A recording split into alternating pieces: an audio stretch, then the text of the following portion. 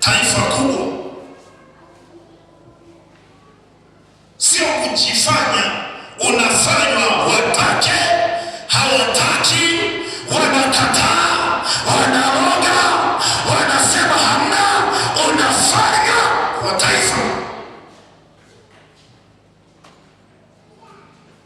Sasa Yesu angeuliza watu kuhusu mimi, hata wewe ungesema huyo hapana, huyo mkorofi sana huyo. Sasa unakuta unanichukia, unitaki, ndo nipo tu.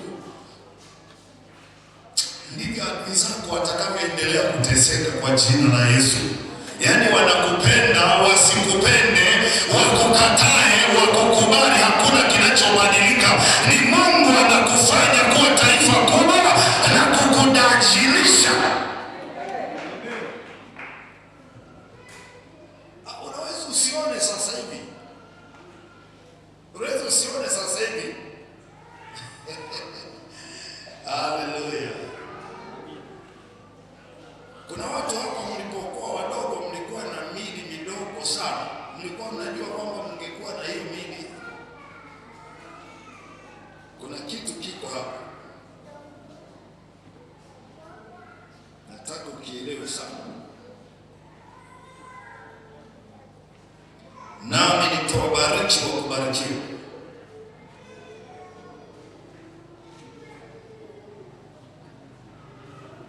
Hiyo ni ahadi.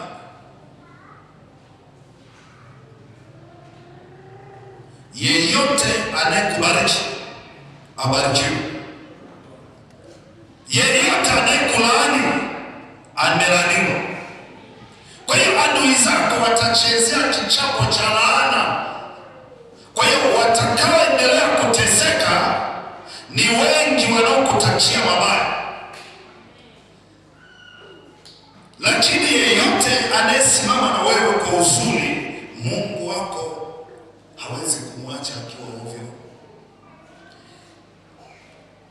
Madhabahu ya urejesho iwe kwenye maisha yako. Mambo matatu lazima yaimarishwe. Jambo la kwanza, kuita kila siku.